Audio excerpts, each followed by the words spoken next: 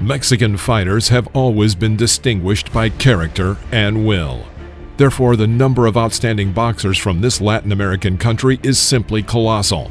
However, there are always individuals who deserve special attention, and one of these athletes has always been Erik Morales. Erik is considered one of the greatest Mexican boxers. All who happened to see the battles of this man were in love with his technique and his desire for victory. Fights in which he participated were something spectacular. He possessed the highest boxing intelligence and combined his technique with aggression in the style of Mexican fighters. In this episode, we will consider the top 10 knockouts in the career of the Mexican champion, Erik Morales.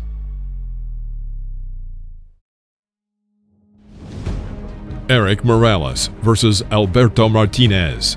On September 9, 1995 at Caesars Palace in Las Vegas, Nevada, NABF and Mexican Super Bantamweight champion Erik Morales, with a record of 17-0 at the time, met Alberto Martinez from Guadalajara, with a record of 33-21. Left hook and right cross from Morales in the first few rounds. Total through rounds three rounds, Morales landing 50% of his punches. In the fourth round, Erik unleashed a very good combination of punches, from which his opponent fell to the floor of the ring. Alberto gets up but has no desire to continue the fight, and the referee stops the match. Erik Morales versus Pedro Javier Torres. The fight took place on October 12, 1996 in California. From the first round, the fighters began with a tough exchange of blows. Mycket fint, klev han in faktiskt. Öppnade med... Fått en hårt i kroppen, tror jag. Ja, det är det här med... en till. Och det är mycket nära att gå ner. Och Charles redo att i så fall hoppa emellan. Och när han tagit sig faktiskt lite ifrån den här första träffen med han in. In the second round, Erik struck with a powerful uppercut into the hull, from which Pedro began running around the ring to recover. But Erik caught him. Inget fel i det. Ja, det är ett fenomen den här Erik Morales. Nu såg han bask. Erik Morales versus Reynante Jamili. This fight took place on July 31, 1999 in Tijuana, Mexico. It was Erik's 7th WBC title defense. Now held by Ed. He was going to use the center of the ring. And he's doing that, but also is leaving himself open by throwing big shots early in this. People saw on the tapes, and that's not a good thing against Erik Morales. From the very first round, it was immediately clear that neither of the fighters would give a simple victory. This fight was very competitive.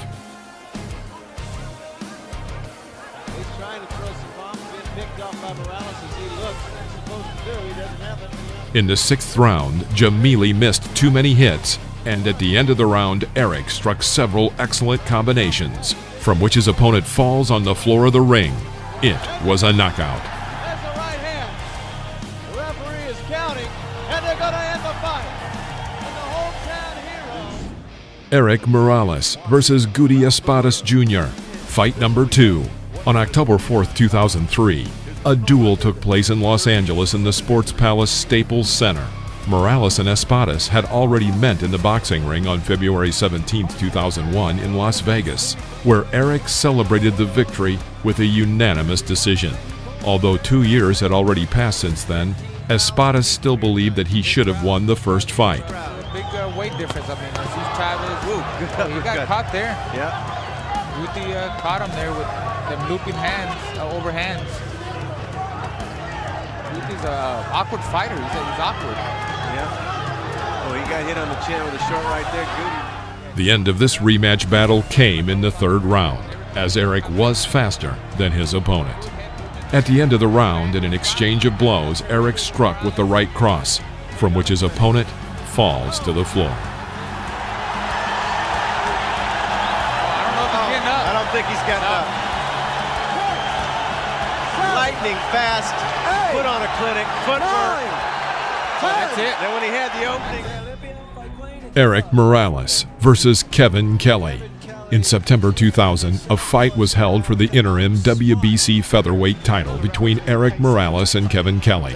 Full champion Guti Espadas was injured. Actually hoped at one point that Erik wouldn't become a professional boxer.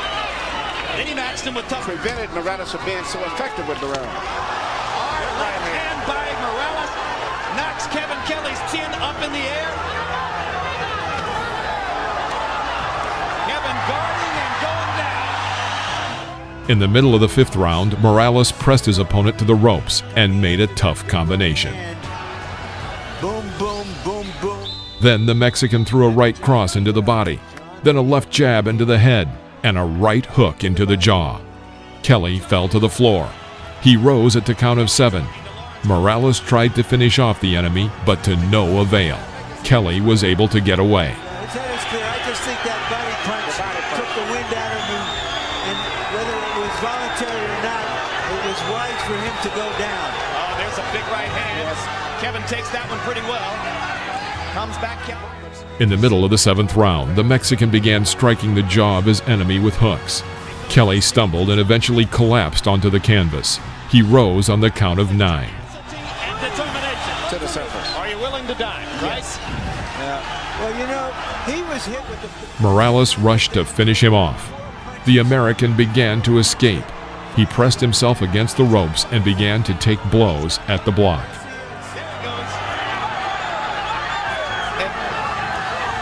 And he is still dangerous. At the end of the round, Morales held the left hook to the head, then a right hook and 2 more consecutive left ones. Kelly stumbled a bit. He wanted to continue the fight. The referee put himself between the fighters and stopped the match. Billboards are going nuts about the stoppage. Borza trying to say the round was over, apparently. Kelly's upset with the stoppage. Morales has another victory. Erik Morales versus Daniel Zaragoza. September 6, 1997. At 40 years old, Zaragoza was to test another undefeated fighter, his young compatriot Erik Morales. This was not a typical brawl in one of the local Mexican clubs. The stakes were too big. And it keeps the other guys on defense so much until they can't come at him like they want to. At the hands of young Erik Morales. Oh, those other body shots are hurting bad. The body shots have been ripping Zaragoza apart, whose father didn't want him to follow in his footsteps and become a pro fighter. The fight extended into the 11th round. Erik dominated, and a few seconds before the end, Morales struck with an accurate right cross into the solar plexus. Daniel sank onto the floor. It was a knockout. Morales became the new world champion in the 2nd bantamweight. Erik Morales versus Fernando Velardes. May 3rd, 2003 in Las Vegas. WBC world champion Erik Morales held another title defense. For this fight, Morales came out in the rank of favorite. He recently lost by a controversial decision to Marco Antonio Barrera and was incredibly motivated to succeed. These years were rightfully considered the best in Morales' career. With his long arms and his angular frame, Velardes kind of swarms Morales and wraps himself around him. But now with precise counterpunching in combination, Morales... The boxer to say he's not okay, you can forget that. Velardes isn't throwing back. There's the 2nd knockdown of the round. In the 5th round, Erik made a good body-head combination. Velardes falls to the floor and the referee defends the knockout. Kenny Bayless has seen enough now. That's when they get hurt. When they get these long beatings like that, one punch after another. Erik Morales versus Mike Juarez. The fight took place on June 17, 2000 at the Staples Center, Los Angeles. Star-studded crowd it is. There are familiar and famous faces everywhere in the arena tonight. Turns into a beautiful thing. Little left hook inside by Juarez. Backs Morales up again. Has that right hand and he comes back with him. And a left hand shot wobbles senses a chance to finish. He steps in and lands a right, and Juarez goes down. Puts him into the corner again. He believes that he can take this guy's best shot. And he can't. Not that one. The fight ended in the third round. In the middle of the round, Erik strikes with 2 precise punches directly to Mike's head, from which he collapses to the ring floor. 1 knockdown per round. Erik Morales versus Jose Luis Bueno. The battle took place on May 16, 1998. This is Erik's 3rd defense of the WBC featherweight title.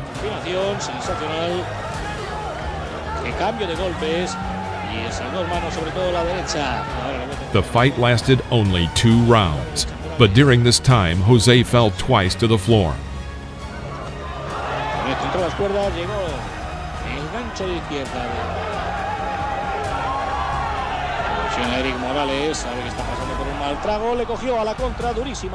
In the middle of the second round, in a tight exchange with punches, Erik lands a right hook straight into Jose's jaw. Erik Morales versus Angel Chacon. The fight took place on February 13, 1999 in Paradise, Nevada, USA. Another title defense for Erik, which did not last long. Raised in the boxing ring. Well, he's a good fighter, but he's always at. In the second round, Erik holds the opponent under constant pressure, pressing him into the ropes of the ring. In the middle of the round, Erik maintained another combination of punches, from which Chacon almost fell out of the ring. And continues the full-scale assault, and a right hand puts Chacon through the ropes. And that is the end of that. Angel Chacon had never before been knocked down or out. If you like this video, please press the like button and subscribe to the channel so you won't miss any interesting videos. See you again.